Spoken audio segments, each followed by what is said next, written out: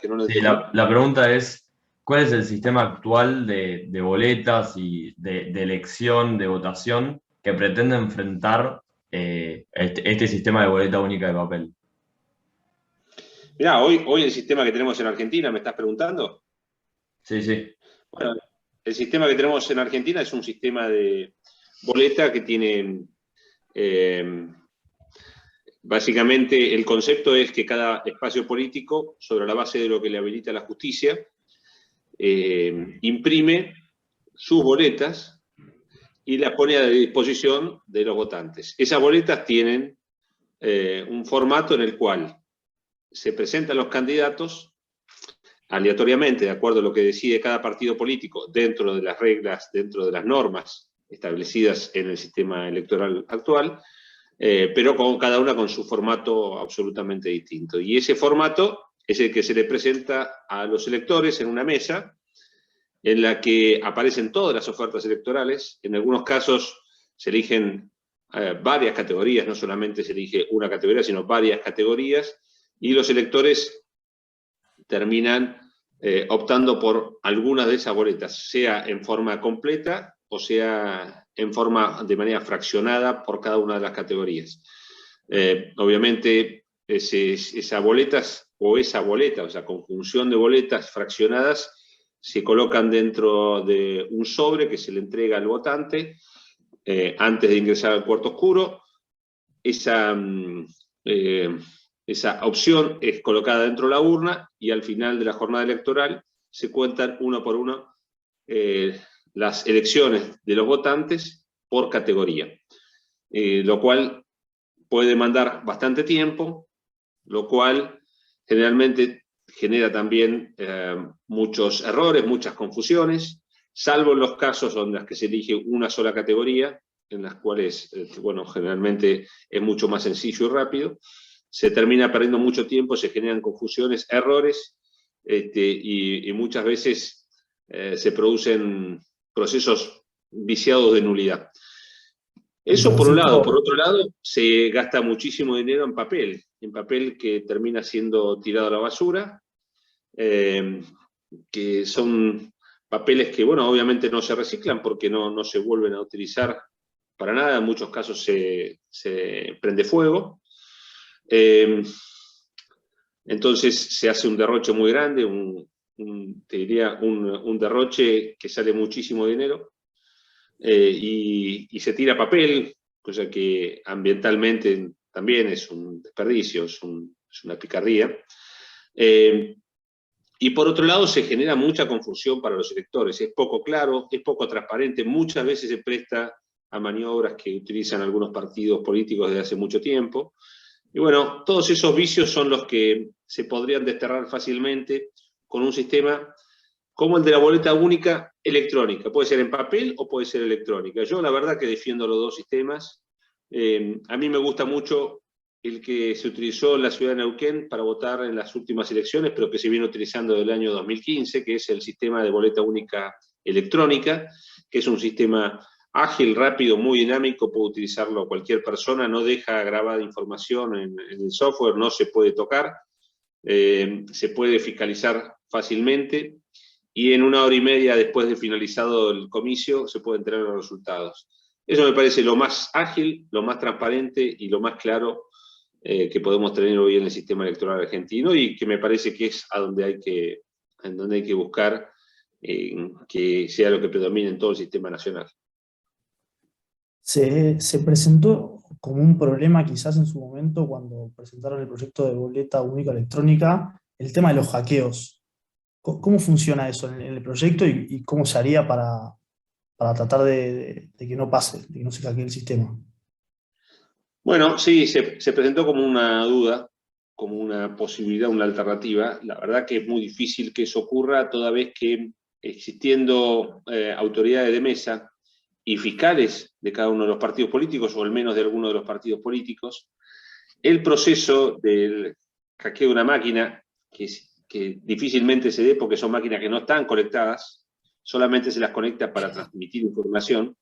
Bueno, esas máquinas recolectan la información una por una, en tiempo real, cada uno de los fiscales y las autoridades de mesa pueden chequear que se va cargando cada una de las categorías, y si bien eso puede demorar un poquitito el recuento, bueno, se hace realmente muy rápido, es muy, muy ágil para unos 300 electores que tiene más o menos cada mesa, un poquito menos ahora con los protocolos por COVID.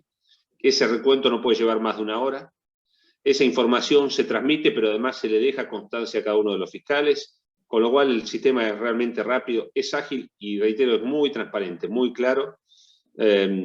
No hemos tenido, al menos en la experiencia de la ciudad de Neuquén y la provincia de Neuquén, no hemos tenido hasta ahora una denuncia de hackeo o de posibilidad de fraude electoral, de ninguna manera. Y Francisco, llevándote al proyecto de ley de la boleta única, o también puede ser de la boleta electrónica, ¿cuál pensás que es el principal obstáculo o a quién no le conviene que este proyecto de ley se apruebe y sea promulgado? Bueno, generalmente cuando uno tiene que responder preguntas así, uno tiende a especular, decir a quién no le conviene. Bueno, no, acá está muy claro. Los que no les conviene son los que se niegan a que esto se apruebe, y generalmente esta negativa viene del Partido Justicialista a nivel nacional.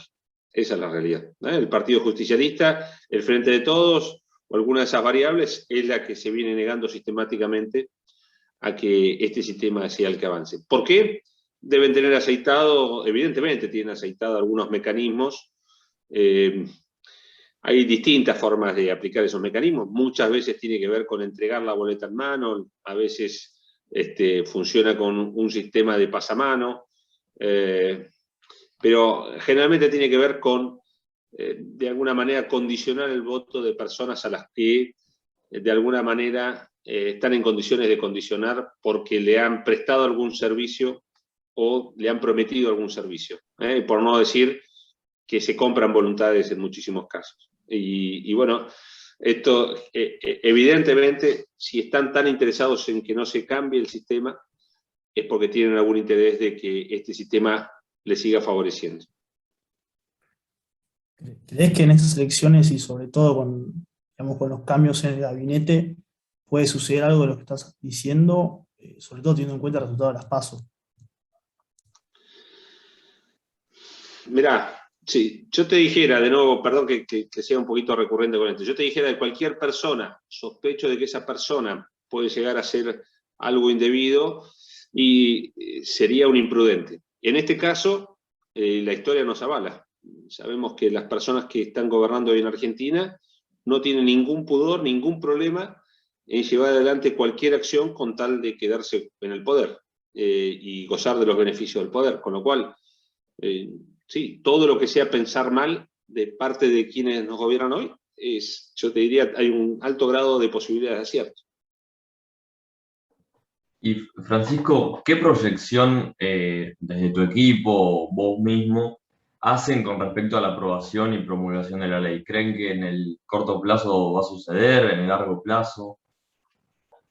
No, mira, nosotros presentamos más de 330 proyectos, entre los propios y los acompañados, en este año, casi 2 años que llevamos en la banca.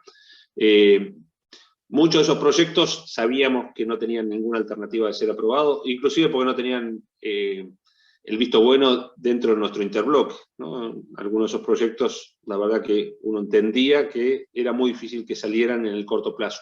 Este tipo de proyectos, y te incluiría aquí el de ficha limpia, son proyectos de ley que pueden llegar a ser aprobados si los resultados de las elecciones del 14 de noviembre responden a lo que se viene vislumbrando.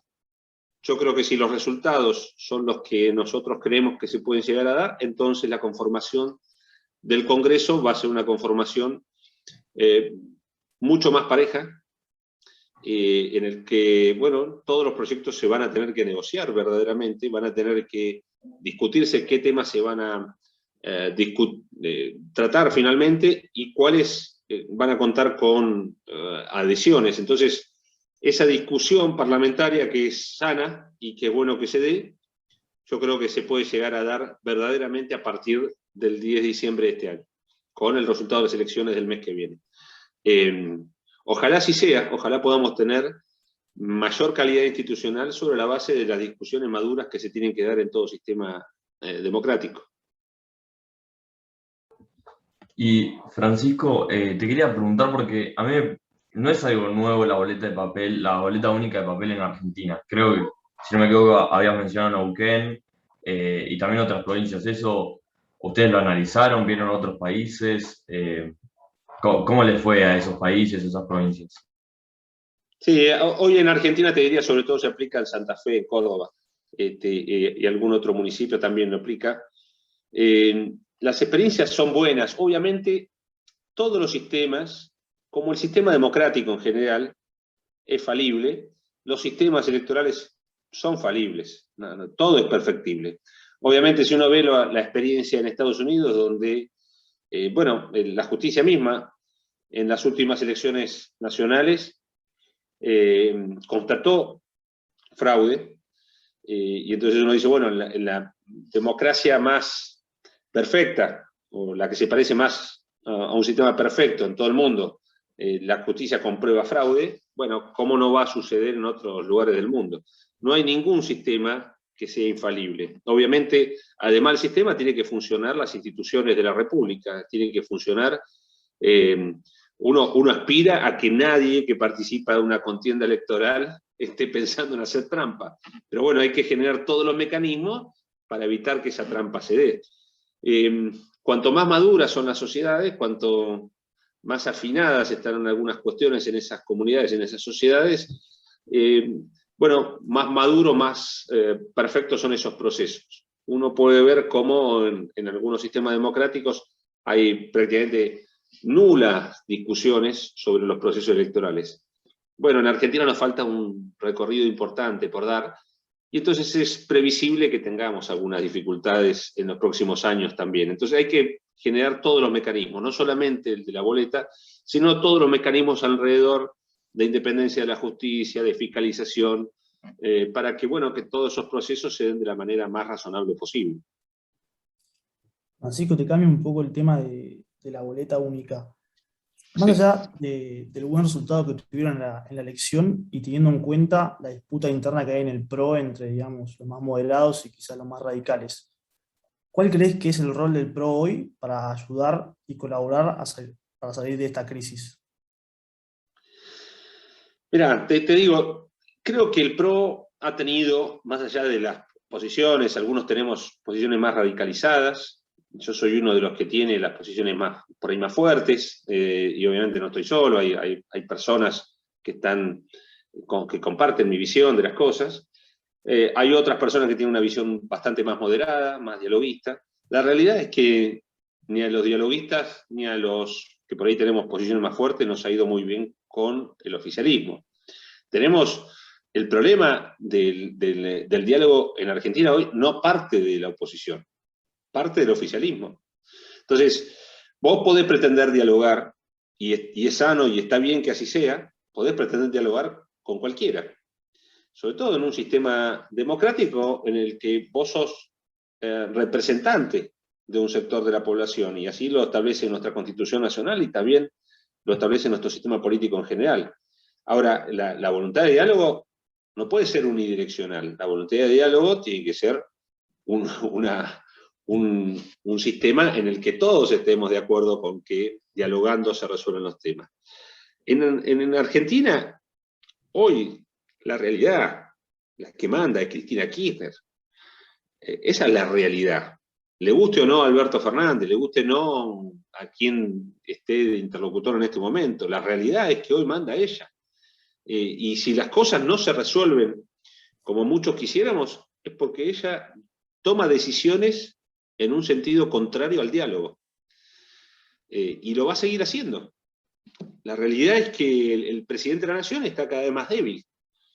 Es un presidente absolutamente ilegítimo, de acuerdo a lo que estableció su propio espacio político. Y eso le resta legitimidad ante el resto. Entonces, un presidente ilegitimado difícilmente pueda servir como interlocutor. Lo que nos sucede a nosotros es que buscamos diálogo muchas veces con determinados sectores que no son los que toman resoluciones. Entonces, la verdad es que hasta que el oficialismo no resuelva qué es lo que tiene que hacer como oficialismo, bueno, difícilmente nosotros podamos tener un rol claro como oposición. Y ante eso, yo soy de la posición en que ante la falta de diálogo de quién tiene que convocar al diálogo, bueno, entonces no dialoguemos.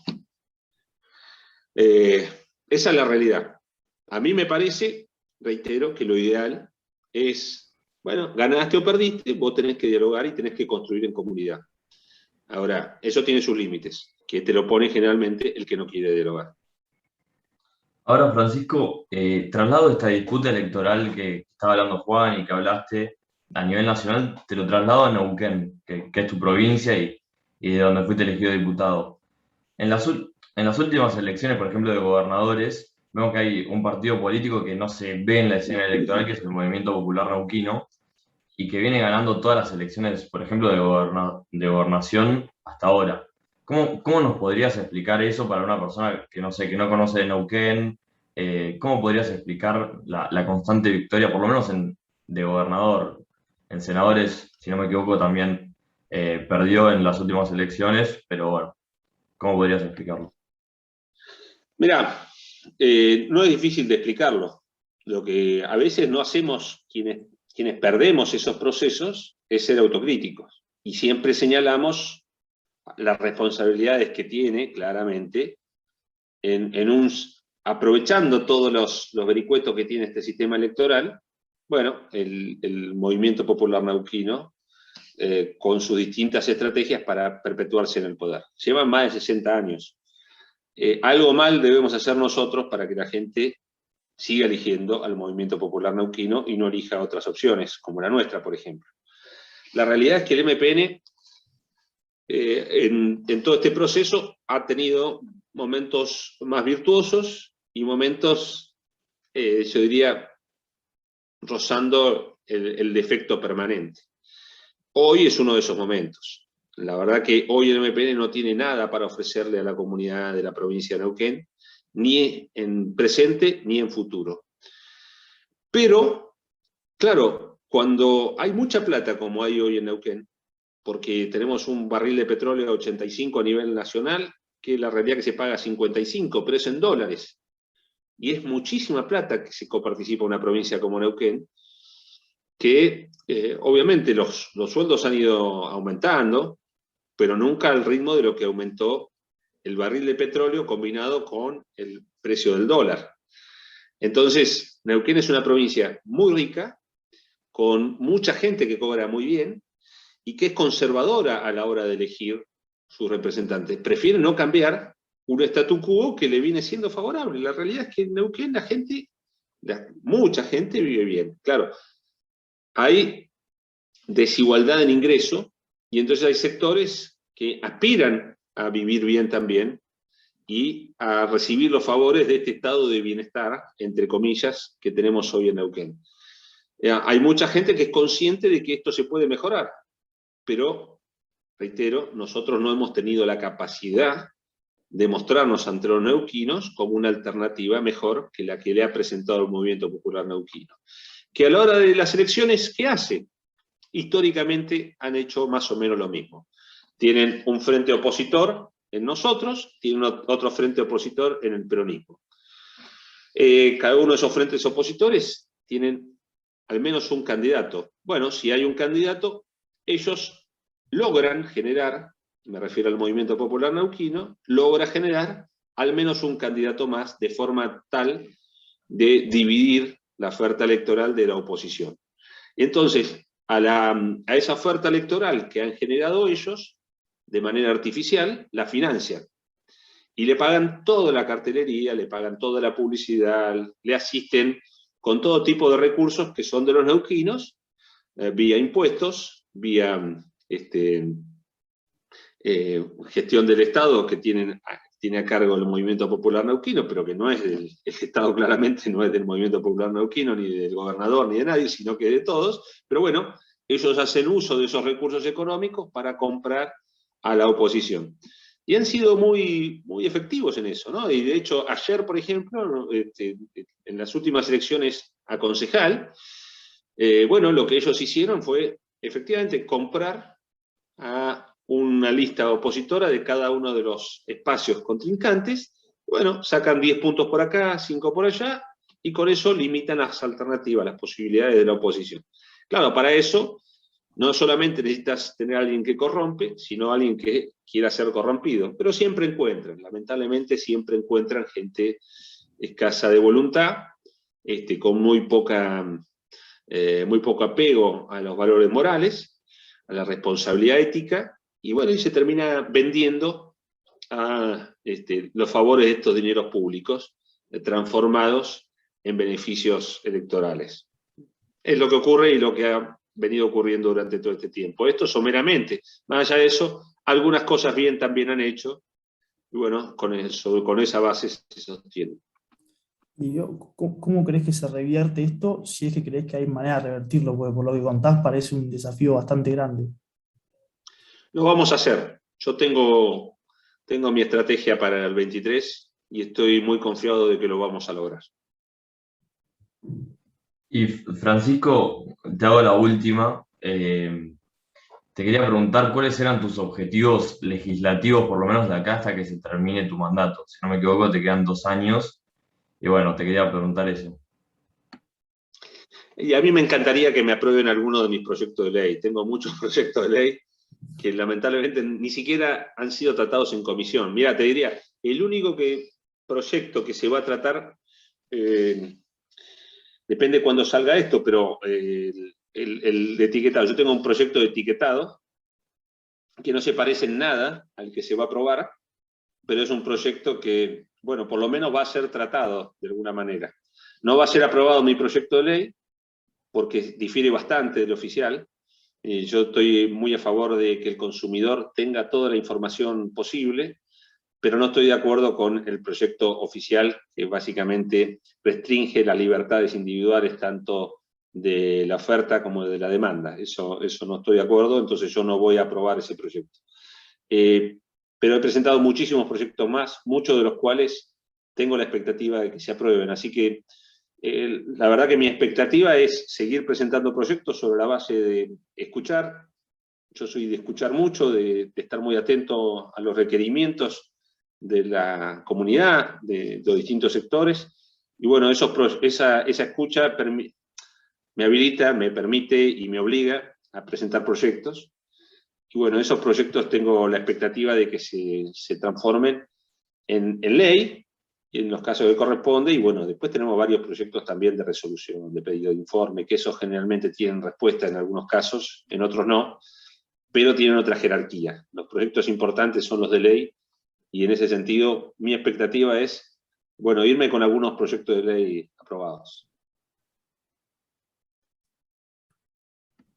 Bueno, buenísimo, Francisco. Bueno, muchas gracias por acceder. Y sé que tenés una agenda complicada seguramente y gracias por aceptar estar acá en la entrevista y bueno, espero que hagamos otra después. Así que nada.